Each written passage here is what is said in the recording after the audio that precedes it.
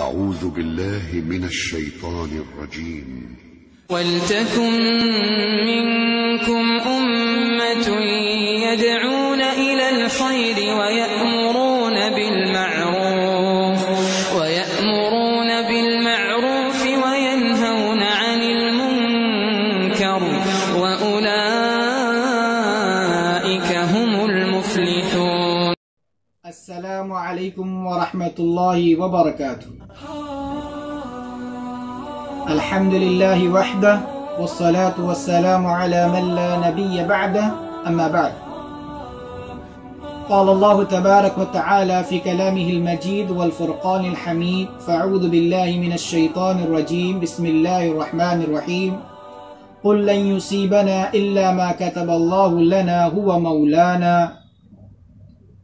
व अलल्लाहि फ़ल्यतवक्कलिल मुमिनून। मुअज़्ज़िज़ नाज़रीन, आज पूरी दुनिया के अंदर एक वबा, एक बीमारी आम हो गई है, फैली हुई है, जिसे कोविड-19 कोरोना वायरस का नाम दिया गया।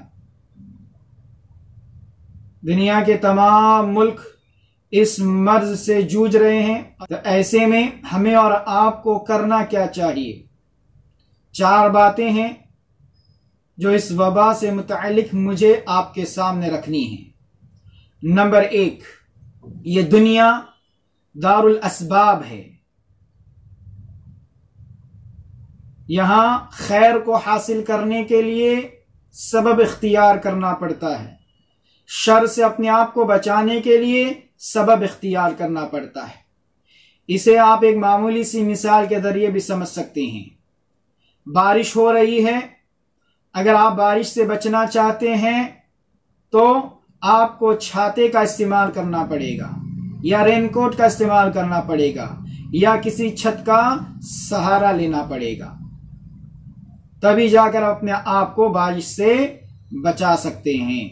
अगर आप रिज़्क़ हासिल करना चाहते हैं, माल हासिल करना चाहते हैं, तो आपको मेहनत मजदूरी करनी पड़ेगी, काम काज करना पड़ेगा, तब जाकर आपको माल और आपकी रोजी मिलेगी। दुनियावी मामलात के अंदर हम इन चीज़ों का अच्छे से समझते हैं। दीनी एतबार से भी हमें और आपको इसको अच्छे से समझना चाहिए। तो दुनिया में खैर हासिल करने के तमाम असबाब और शर से अपने आप को बचाने के तमाम असबाब अल्लाह रब्बुल आलमीन ने पैदा कर रखे हैं और हमें इन्हें इख्तियार करने का हुक्म भी दिया है। ये बात आप हरगिज न समझें कि खैर को हासिल करने के लिए या शर से अपने आप को बचाने के लिए असबाब इख्तियार करना ये तवक्कुल के खिलाफ है, अल्लाह पर भरोसा करने के खिलाफ है। नहीं, बल्कि ये बिल्कुल अल्लाह रब्बुल आलमीन के हुक्म के मुताबिक है। आप जानते हैं कि एक शख्स अल्लाह के नबी सल्लल्लाहु अलैहि वसल्लम के पास आया। आकर उसने अल्लाह के नबी सल्लल्लाहु अलैहि वसल्लम से पूछा, अल्लाह के नबी सल्लल्लाहु अलैहि वसल्लम, मेरी ऊंटनी है, इसकी रस्सी में बांध कर अल्लाह रब्बुल आलमीन पर भरोसा करूं या उसे खुला छोड़कर? अल्लाह के नबी सल्लल्लाहु अलैहि वसल्लम ने क्या कहा? अल्लाह के नबी ने कहा कि पहले उसे बांधो, फिर अल्लाह रब्बुल आलमीन पर भरोसा करो। यानी ऊंटनी के गुम जाने या ऊंटनी के चले जाने से बचने के लिए सबब इख्तियार करना था, और वो सबब था उसको बांधना, फिर अल्लाह रब्बुल आलमीन पर भरोसा करना। तो अल्लाह के नबी सल्लल्लाहु अलैहि वसल्लम ने कहा कि पहले बांधो, फिर अल्लाह रब्बुल आलमीन पर भरोसा करो। और आप खुद अल्लाह के नबी सल्लल्लाहु अलैहि वसल्लम की जिंदगी को आप पढ़ें, आपने कई मामलात के अंदर असबाब इख्तियार किए हैं। हिजरत का इतना बड़ा मामला पेश आया, अल्लाह के नबी सल्लल्लाहु अलैहि वसल्लम को हुक्म दिया गया कि आप मक्का छोड़कर मदीना चले जाएं। आपके साथ अल्लाह रब्बुल आलमीन था, लेकिन आपने क्या किया? दिन के उजाले में अबू बकर के घर गए, जाकर उनसे उन्हें बताया कि रात को हमें निकलना है, हिजरत का हुक्म आ चुका है, आप सवारी का इंतजाम करें, ज़ादे राह का इंतजाम करें। अबू बकर सिद्दीक रज़ियल्लाहु तआला अन्हु ने सवारी का और ज़ादे राह का इंतजाम कर दिया। रात में अल्लाह के नबी सल्लल्लाहु अलैहि वसल्लम निकले, जाकर गार में छुपे रहे 3 दिन तक। फिर वहां से निकले और आपने आम रास्ता छोड़कर पुराना रास्ता आपने इख्तियार किया। आप मुझे बताएं, क्या अल्लाह रब्बुल आलमीन पर नबी अकरम सल्लल्लाहु अलैहि वसल्लम का भरोसा नहीं था? नऊज़ु बिल्लाह, आप अल्लाह रब्बुल आलमीन पर सबसे ज्यादा तवक्कुल और भरोसा करने वाले थे, लेकिन आपने सबब इख्तियार किया। आपने दिन का उजाले में न निकलकर रात के अंधेरे को मुंतखब किया। आपने सीधा रास्ता इख्तियार करने के बजाय आप 3 दिन तक गार में छुपे रहे और आपने पुराना असल रास्ता छोड़कर आपने पुराना रास्ता इख्तियार किया ताकि दुश्मन के शर से अपने आप को बचा सके। तो दुश्मन के शर से बचने के लिए आपने असबाब इख्तियार की।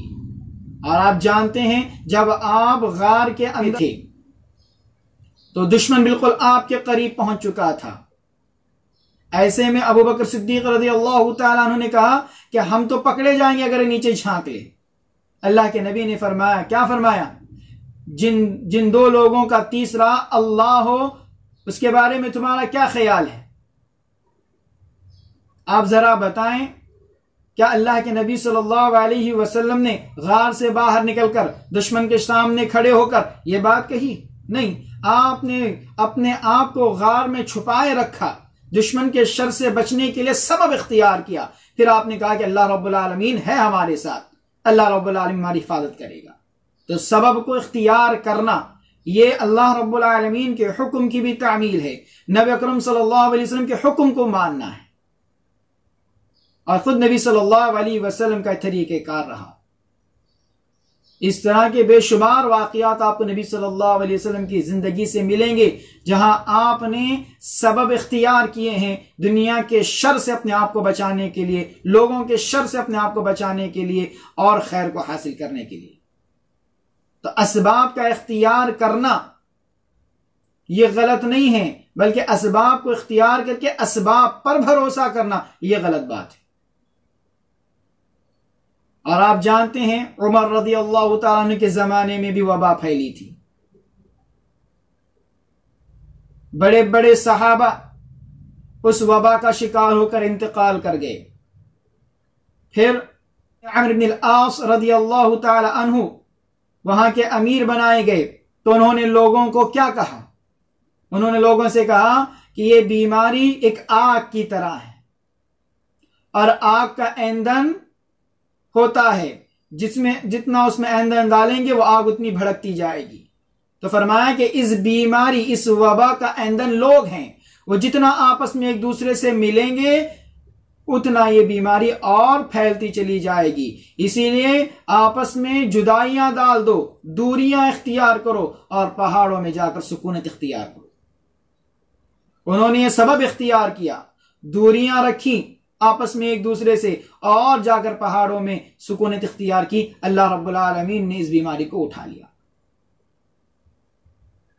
तो असबाब को इख्तियार करना अल्लाह रब्बुल आलमीन का ये हुक्म है। लेकिन असबाब को इख्तियार करें, लेकिन भरोसा अल्लाह रब्बुल आलमीन पर करें। अगर आप असबाब इख्तियार करते हैं और असबाब पर भरोसा करते हैं तो फिर ये शिर्क है। मुअज़्ज़िज़ सामीन, मुझे और आपको चाहिए कि इस वबा, इस मर्ज, इस बीमारी से अपने आप को बचाने के लिए हमें असबाब इख्तियार करने हैं, तदाबीर इख्तियार करने हैं। देखिए अल्लाह के नबी सल्लल्लाहु अलैहि वसल्लम ने क्या फरमाया? लिकुल्लि दाइन दवा, हर बीमारी की दवा होती है। अब इस बीमारी की भी दवा मौजूद है, लेकिन अभी तक ये दरियाफ्त नहीं हुआ है, तो इसीलिए लोग परेशान हाल हैं। तो जब तक बीमारी की दवा दरियाफ्त नहीं होती तो हमें और आपको क्या करना चाहिए? हमें और आपको चाहिए कि इस बीमारी के शर से अपने आप को बचाने के लिए उन असबाब, उन तदाबीर को इख्तियार करनी चाहिए जो इस बीमारी से हमें और आपको महफूज रख सकते हैं।